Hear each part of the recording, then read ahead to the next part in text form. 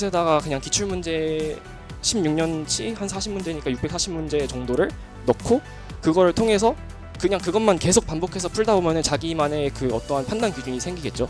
그럼 그 판단 기준을 가지고 실제로 우리가 테스트를 보게 될 미트 40문제 이걸 가지고서 판단을 해야지 가장 정확한 문제 풀이 방식이나 이렇게 나올 것 같다고 생각해서 과하게 늘리다 보면 이제 날이 덥고 지금보다 훨씬 긴장되고 피곤해지셔서 점점 텐션이 떨어질 수밖에 없어요. 공부 시간을 과하게 늘리려고 생각하시기보다는 본인이 짤 수 있는 최소한의 것, 내가 매일매일 이거는 최소한 하겠다.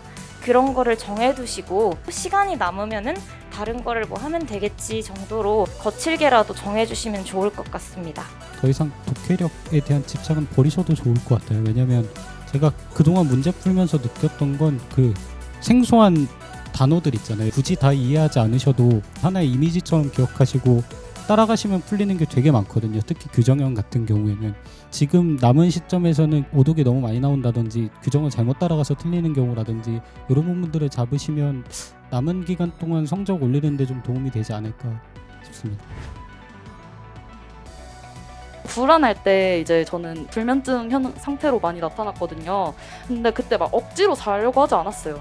내가 지금 불면증이 오는 이유는 내 공부가 부족해서 내 스스로가 내 자신을 못 믿어서 지금 있는 일이니까 잠 안 오면 그냥 공부했어요. 그러면 생활 패턴이 망가지지 않나요? 망가지지 않습니다. 절대 망가지지 않아요. 그냥 불안할 때는 공부 막 하고 공부를 다 했는데도 잠이 안 와. 그럼 그냥 누워서 그동안 못 봤던 드라마 보고 아니면 게임하고 약간 이런 식으로 보냈습니다. 실제로 의사 선생님한테 여쭤봤을 때도 잠이란 거를 자야 된다라는 강박관념을 갖는 것보다는 그냥 하던 거 해라. 그러면 네 몸이 졸릴 때 잠이 올 거다 이러셔서 그냥 굳이 자려고 하진 않았던 것 같습니다.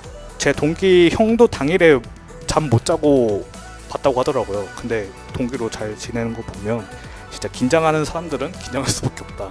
하지만 그냥 받아들이고 시험 당일날 잠 못 잔다고 시험 못 보는 거 아니니까 잘 보셨으면 좋겠다 라고 생각을 합니다.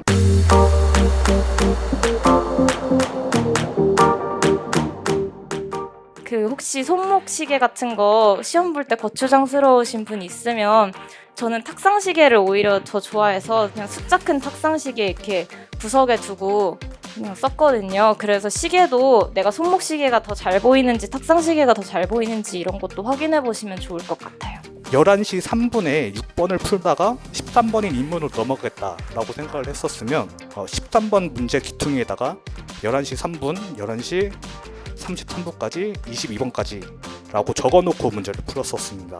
몇 분 걸렸는지 남은 시간 얼마나 있는지 그거를 그냥 귀퉁이에 한 지문 풀 때마다 적고 넘어갔어요. 저는 실제로 시험장에서도 손해배상이나 모든 손해 이런 거에 쏠리지 않게끔 그냥 기억 물어보내면 그냥 기억 여기 손가락 올려놓고 시작했거든요. 이러면 절대로 잘못 읽으실 수가 없어요. 손가락이 잘못되지 않는 이상은 저렇게까지 해야 되나고 생각하실 수도 있는데 하시면 정말 도움이 된다고 생각합니다. 그리고 시험 직전에 볼 최종 점검 노트를 만들었는데 시험 전날에 저는 제가 표시해놨던 거 마지막까지 돼 있는 표시들을 모아가지고 그 시험 직전에 볼 노트를 만들어서 시험 직전에 뭘 할지를 미리 정해놨던 것 같아요. 여름이고 장마철이라 에어컨을 틀어놓는 경우가 많아요. 에어컨이 직방으로 와갖고 눈이 엄청 건조해지는 거예요. 자기가 양 사이드거나 가운데 끝자리다 그러면은 시험관님께 미리 말씀을 드려서 책상을 조금 옮긴다던가 아니면 에어컨을 줄여달라던가 이렇게 미리 말씀을 해주시면 좋을 것 같아요. 그리고 추위를 많이 타시는 분들은 겉옷을 좀 챙겨가시는 걸 추천을 드리고요. 쉬는 시간에는 진짜 귀를 닫으셔야 돼요. 언어이해 끝나고 이제 막 같은 고사장 배치된 애들 있으면 와가지고 막 답 맞춰보거든요. 진짜 왜 그러는지 모르겠어요. 그러면 그냥 들으면 당연히 아무리 멘탈이 강해도 흔들릴 수밖에 없어요. 그래서 저는 쉬는 시간에 그냥 화장실 가고 교실 밖에 나가 있었어요. 그런 소리 듣기 싫어가지고.